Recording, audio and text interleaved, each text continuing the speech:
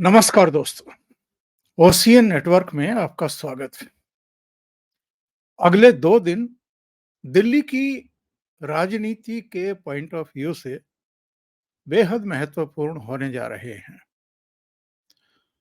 कल यानी सोमवार को 29 अप्रैल को सुप्रीम कोर्ट में अरविंद केजरीवाल की याचिका पर सुनवाई होनी है और ये देखना बड़ा दिलचस्प होगा कि सुप्रीम कोर्ट जल्दी ही इस पर अपना फैसला सुना देता है या इसमें समय लेगा। फैसला किस भी चीज पे सुनाना है?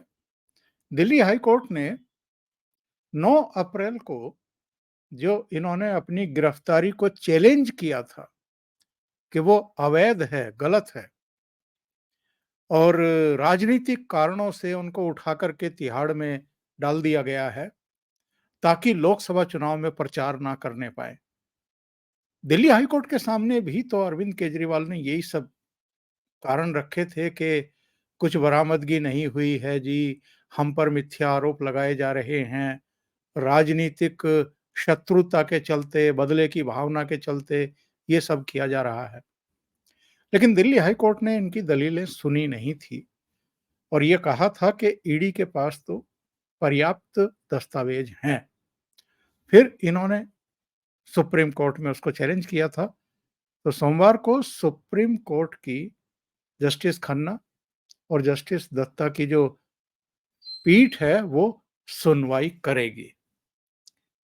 दूसरा महत्वपूर्ण घटनाक्रम 30 अप्रैल पंजाब के मुख्यमंत्री भगवंत मान एक बार फिर तिहाड़ जा रहे हैं अरविंद केजरीवाल से मुलाकात करने के लिए और ये मुलाकात वो अपनी मर्जी से कर रहे हैं या उन्हें तिहाड़ बुलाया गया है अरविंद केजरीवाल के द्वारा, अभी जरा इसका भी खुलासा होना है।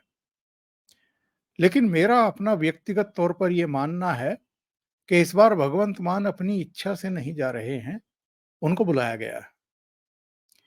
और बुलाया किस लिए गया है, इस पर भी आज डिस्कशन करेंगे। मुझे लगता है कि जो एक दिन पहले यानी शनिवार को अरविंद केजरीवाल की धर्मपत्नी सुनीता केजरीवाल ने पूर्वी दिल्ली के इलाके में रोड शो किया है, जनसंपर्क किया है, उसको आगे बढ़ाने की तैयारियां शुरू हो गई हैं और ये इसका विस्तार होगा अब हरियाणा में भी, इसका विस्तार होगा अब पंजाब में भी और गुजरात में भी।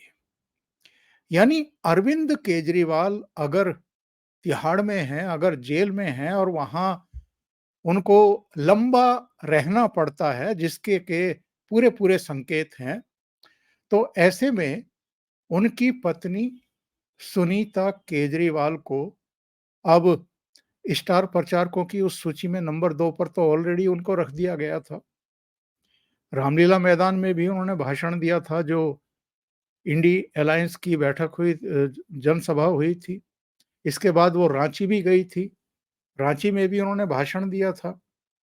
अभी एक दिन पहले उन्होंने रोड शो किया है पूर्वी दिल्ली के जो इनके प्रत्याशी हैं उनके पक्ष में और बीच-बीच में माइक लेकर के भाषण भी दिए हैं। ये अलग बात है कि जो भाषण का कंटेंट था उसको लेकर के तमाम तरह के सवाल अब पूछे जा रहे हैं और सवाल उठ रहे हैं कि ये लोकसभा का चुनाव अरविंद केजरीवाल की तिहाड़ यात्रा पर लड़ रही है आम आदमी पार्टी या दिल्ली के लोगों के जो कष्ट हैं, जो समस्याएं हैं, जो मुद्दे हैं, उन पर वो दिल्ली की जनता को एश्योर करने की कोशिश करे कि साहब हमारे प्रतिनिधि अगर लोकसभा में पहुंचेंगे तो आपकी जो समस्याएं हैं, दिक्कतें हैं, जो आपके इश्यूज हैं, उनको और बेहतर तरीके से हम वहां पर उठाएंगे या हमारे चुने हुए मेंबर ऑफ पार्लियामेंट उठाएंगे।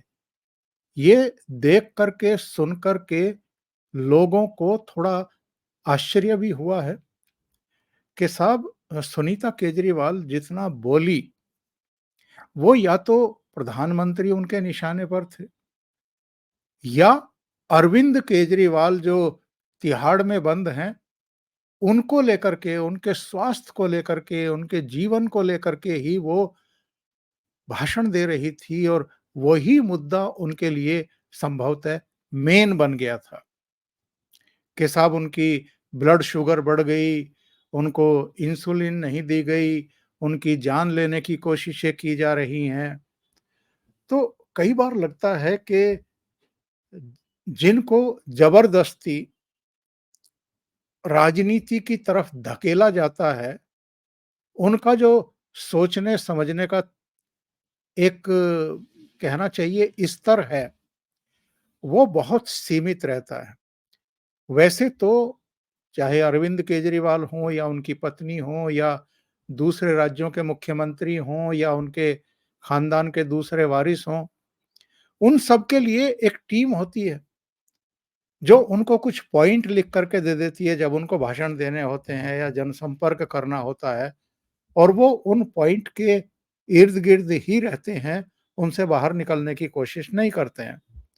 जब-जब बाहर निकलने की कोशिश करते हैं, तो जूते पड़ने की नौबत आ जाती है।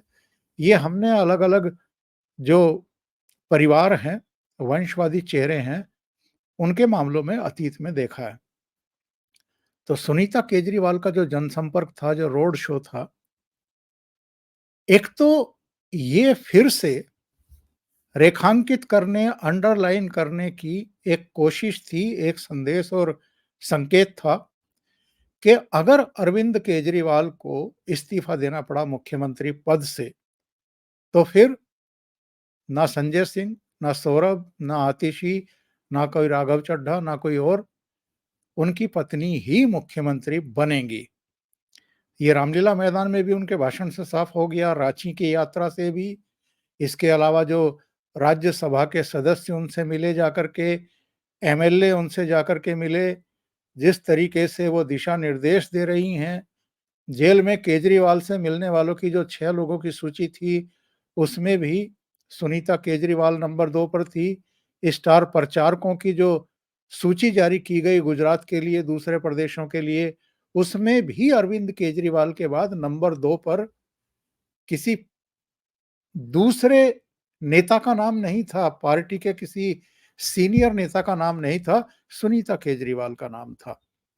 तो ये संकेत हैं, संदेश हैं कि सुनीता केजरीवाल ही मुख्यमंत्री बनेंगी। तो 2 अहम दिन हैं, एक सुप्रीम कोर्ट में सुनवाई होनी है 29 अप्रैल सोमवार को और इन्होंने उस याचिका में कहा क्या है, ये देखना और सुनना भी बहुत दिलचस्प है। इन्होंने जो शराब घोटाले में इनकी गिरफ्तारी हुई है, उसको पॉलिटिकल एंगल देने की चेष्टाएँ शुरू कर दी हैं। वैसे तो ये हाई कोर्ट में भी जब याचिका लगाई थी, तो उसमें भी यही सब कहा था। लेकिन यहाँ जो सुप्रीम कोर्ट की याचिका है, इसमें इन्होंने क्या-क्या कहा है? सुनिए, बड़ा दिलचस्प है। याचिका में इन्होंने कहा है कि लोकसभा चुनाव से ठीक पहले मेरी गिरफ्तारी का तरीका और समय एजेंसी की मनमानी के बारे में बहुत कुछ कहता है। मेरी गिरफ्तारी आदर्श आचार संहिता लागू होने के बाद हुई है। केजरीवाल ने इस याचिका में यह भी कहा है कि केंद्र सरकार ने आम आदमी पार्टी और उसके नेताओं को कुचलने के लिए धन शोधन निवारण अधिनियम के तहत ईडी और उसकी शक्तियों का दुरुपयोग किया है। तो यहां जरा ठहर करके इस पर चर्चा करते हैं। ईडी की जांच कब से चल रही है और सीबीआई की जांच कब से चल रही है और अब तक कितने लोग इनके गिरफ्तार हो चुके हैं जो तिहाड़ में इस समय विश्राम की मुद्रा में हैं और जिनको जमानतें नहीं मिल रही हैं। 6 महीने रह कर के संजय सिंह को ज़रूर ज़मानत मिल गई और वो भी ईडी के विरोध ना करने की वजह से ज़मानत मिल गई। लेकिन मनीष सिसोदिया करीब-करीब 14 साढ़े 14 महीने से अंदर है, ज़मानत नहीं मिल रही है। विजय नायर हों, दूसरे आरोपी हों, सब अंदर हैं, किसी को ज़मानत नहीं मिल रही है। सत्येंद्र जैन तो ख़ैर किसी दूसरे मनी लॉन्ड्रिंग के केस में 2015-16 के केस में एक जो हवाला रैकेट था, कलकत्ता से दिल्ली नकदी पकड़ी गई थी और कुछ संपत्तियाँ खरीदी गई थी, उस मामले में है। उनको भी ज़मानत नहीं मिल रही है। लेकिन अरविंद केजरीवाल ट्विस्ट करना चाहते हैं इन चीज़ों को कि साहब मेरी गिरफ्तारी जो है वो लोकसभा चुनाव से ठीक पहले उस समय की गई जब आचार संहिता भी जारी हो चुकी थी। तो यहाँ तक ये जो नौबत आई है, कौन लेकर के आया है? पहला समन ईडी की तरफ से अरविंद केजरीवाल को अक्टूबर 2023 के अंतिम दिनों में भेजा गया था, 2 नवंबर के लिए या 3 नवंबर के लिए। ये पहले समन पर ही चले जाते और अगर शराब घोटाले में ये जो कहते हैं कि चवन्नी भी नहीं मिली, तो अगर इतने ही कॉन्फिडेंट थे, तो जाकर के एजेंसी को कहते कि भई आप ज़रा बताओ, आपको मिला क्या है अभी तक? हमारे हिसाब से तो हमने कुछ भी गलत नहीं किया है और जाकर के जवाब देते।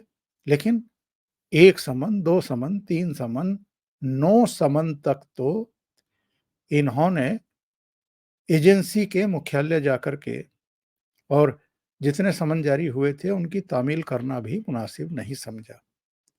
और 9वें समन के बाद ये ईडी की पूरी कार्रवाई को चैलेंज करते हुए और अग्रिम जमानत लेने के लिए, अंतरिम जमानत लेने के लिए ये हाई कोर्ट पहुंच गए थे।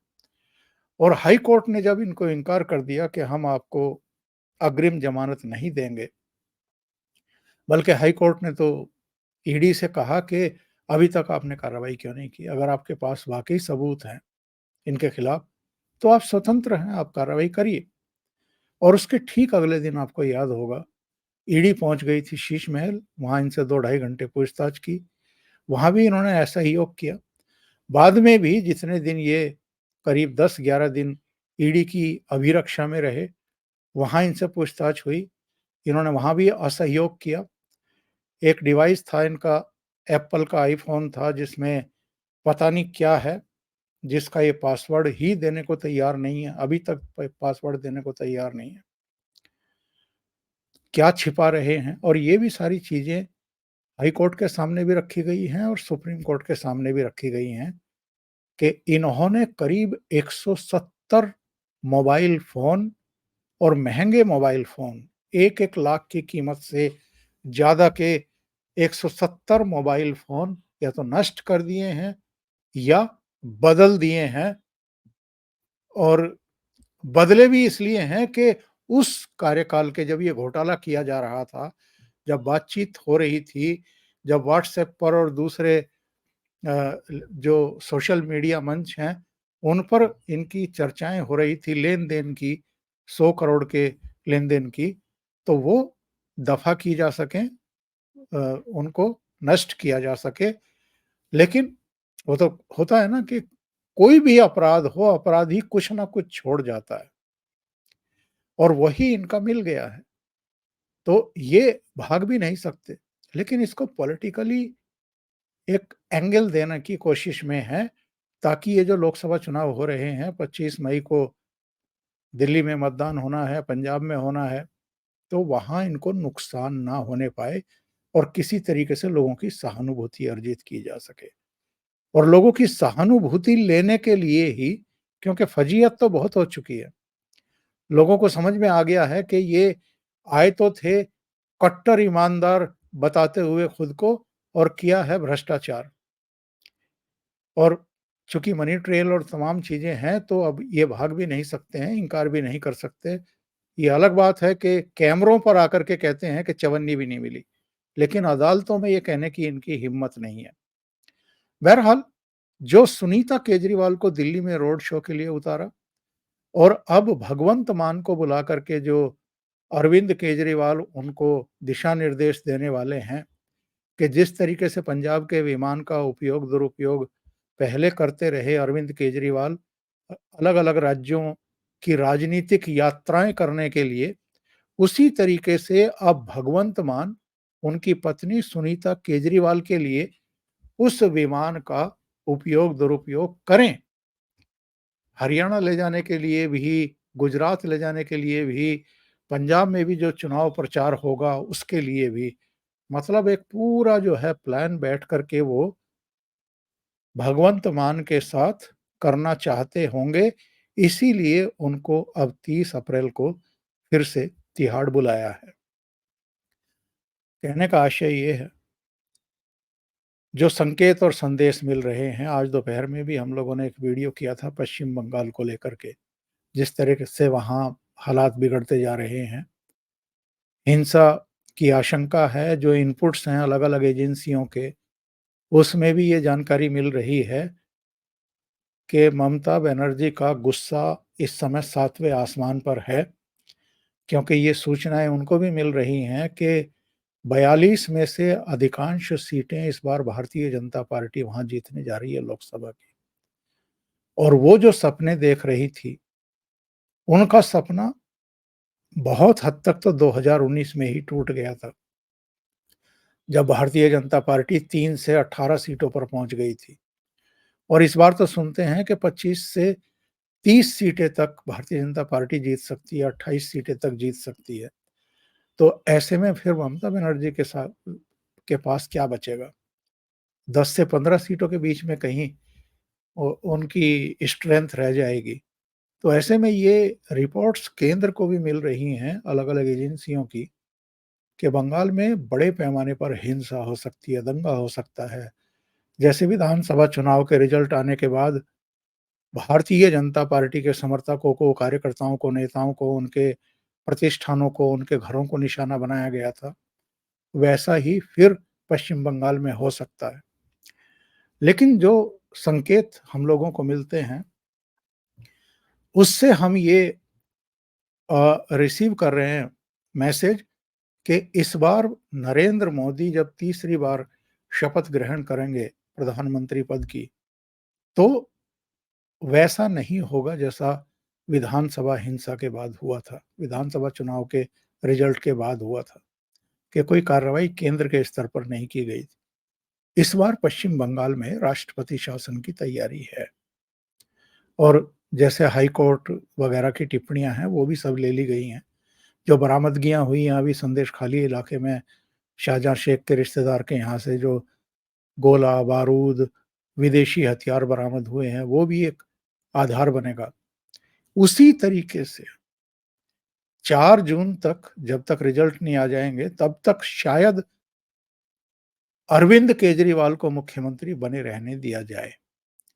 अगर उससे पहले इनको अकल आ गई और इन्होंने अपनी पत्नी को शपथ दिलवा दी, बाकी के विधायकों को तैयार करके, अब तो चूँकि आचार संहिता चल लागू हो गई है, चुनाव की प्रक्रिया चल रही है, उसकी कितनी गुंजाइश है, ये भी अपने आप में सोचने का विषय है।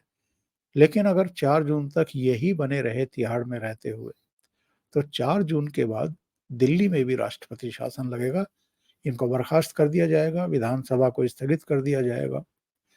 तो ये अपने जितने भी लीगल टीम के लोग हैं या कानूनविद हैं, उनसे ज़रूर विचार-विमर्श कर रहे होंगे कि क्या रास्ता निकाला जा सकता है। इसीलिए मैंने कहा है, एक तो सुप्रीम कोर्ट में जो सोमवार को सुनवाई होने वाली है 29 अप्रैल को, सुप्रीम कोर्ट का क्या रुख रहता है, जल्दी फैसला देते हैं या कुछ डिले करते हैं, इसके ऊपर भी डिपेंड करेगा कि दिल्ली की राजनीति और अरविंद केजरीवाल का इस्तीफा अभी और टलेगा या जल्दी हो जाएगा।